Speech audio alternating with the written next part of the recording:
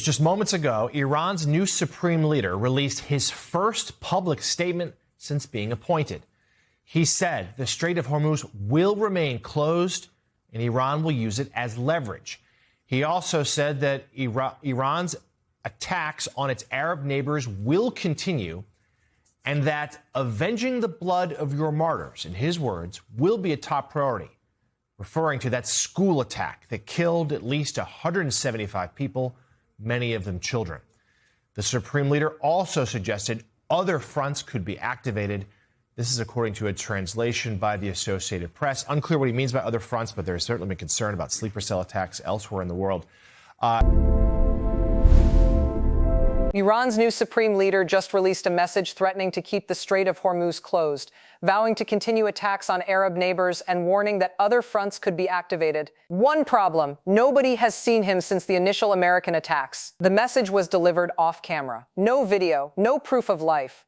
Just words attributed to a man who U.S. intelligence believes was injured in the strikes that killed his father. And those words are pushing the world toward a longer, more dangerous war that the Trump administration desperately wants to avoid. Iran's new supreme leader, whose legitimacy is questioned, who may be injured or dead, who didn't get majority clerical support, just delivered an off-camera message committing Iran to extended conflict. And if he's not the one who wrote it, if the Revolutionary Guard is puppet mastering this, then we're not dealing with a government seeking an off-ramp. We're dealing with a regime fighting for survival, willing to drag the entire region into chaos rather than accept defeat. The Morning Joe panel processed this breaking news in real time, concern visible as they realized the implications. Joe, we should note this message was delivered off camera. Any proof of life here?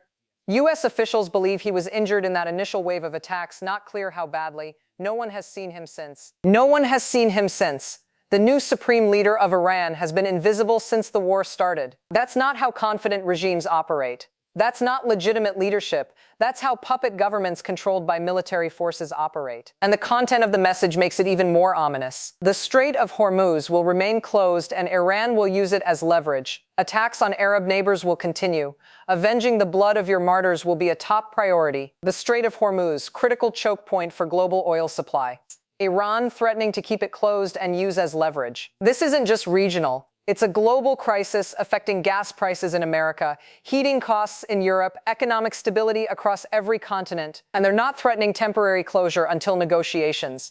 They're committing to keep it closed, use it as leverage, extended economic warfare, forcing American response. Attacks on Arab neighbors will continue. Iran has been launching strikes against Saudi Arabia, UAE, and other Gulf states, civilian infrastructure, oil facilities. The new supreme leader, or whoever wrote this, is promising those attacks will continue. This puts the U.S. in an impossible position. We have defense commitments to those countries, troops stationed there. If Iran continues attacking our allies, we can't just leave. We're committed. We're stuck. Then the most chilling part, other fronts could be activated. Other fronts? The panel immediately understood sleeper cells. Unclear what he means about other fronts. But there's certainly been concern about sleeper cell attacks elsewhere in the world. Iran has spent decades building networks across the Middle East, Europe, Western Hemisphere, Hezbollah, Hamas, Shiite militias, intelligence assets. Other fronts could be activated sounds like a threat to expand beyond the Middle East, to bring war to American allies. European cities, potentially American soil. State-sponsored terrorism as an explicit tool of war. This completely changes the conflict's nature. Joe Scarborough cut to the legitimacy question making this so dangerous. There are so many questions around his well-being, around his appointment. Several people I've talked to said his father made it very clear he did not want his son to be supreme leader. He didn't get a majority of the clerics. The previous supreme leader, killed in American strikes, explicitly didn't want his son to succeed him. The clerics who choose the supreme leader didn't give him majority support. So how did he end up in power? He was a close ally with the Revolutionary Guard, and they have pushed him to be the supreme leader. The Revolutionary Guard pushed a leader into power who didn't have legitimate support, who his father didn't want, who the clerics rejected, and now that leader, or the Revolutionary Guard controlling him, is committing Iran to extended war. Whether he's alive or not, whoever released this on his behalf, the people running Iran right now are in it for the long run. Critical insight. It doesn't matter if the new supreme leader is alive, injured, or dead. Whoever is actually making decisions in Tehran, whether him or Revolutionary Guard using him as figurehead, they're committed to this fight. This Iranian regime is fighting for their very life. So of course they're not going to cry uncle. That's what makes this dangerous. Rational actors look for off-ramps. They weigh benefits against risks. But regimes fighting for survival don't operate that way. They escalate. They take desperate measures. They accept catastrophic costs because the alternative, losing power, facing accountability, execution, is worse. The Revolutionary Guard knows if they lose, they're done. No comfortable retirement. Trials, prison, execution. So they'll fight even when irrational, even when costs become unbearable, even when continuing makes things worse. That's the nightmare for the Trump administration.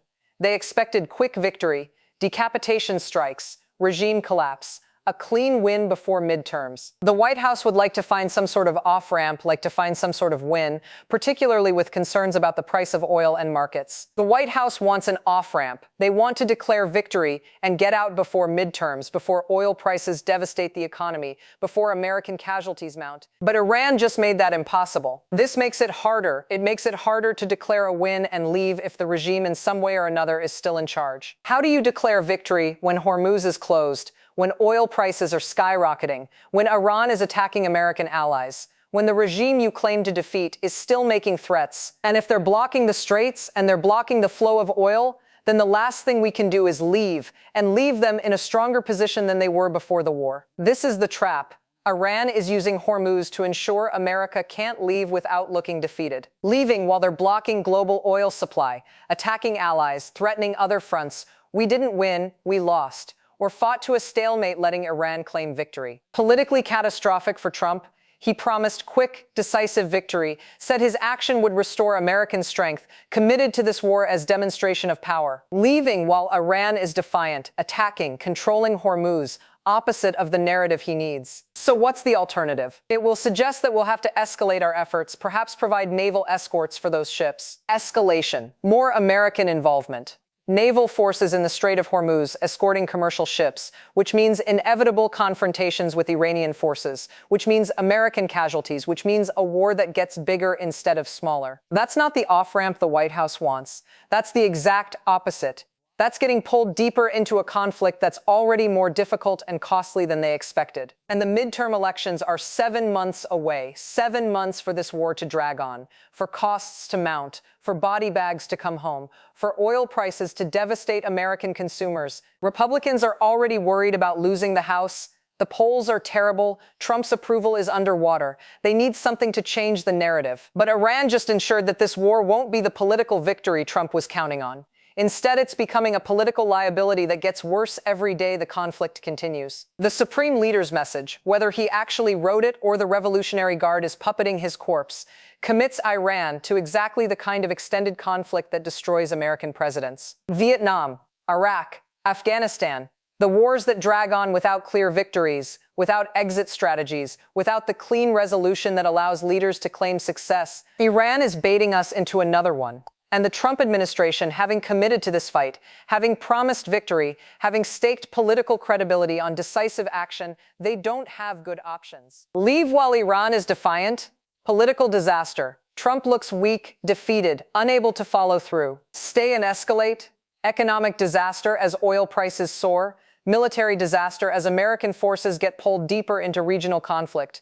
Political disaster as voters turn against another Middle East war. Those are the choices. Neither is good. Both carry enormous costs. And somewhere in Tehran, in a bunker, in a hidden command center, possibly writing messages attributed to a dead or injured Supreme Leader, the Revolutionary Guard is watching and calculating. They know Trump needs an off-ramp. They know the midterms are coming. They know oil prices and American casualties will turn voters against the war. So they're denying him the off-ramp.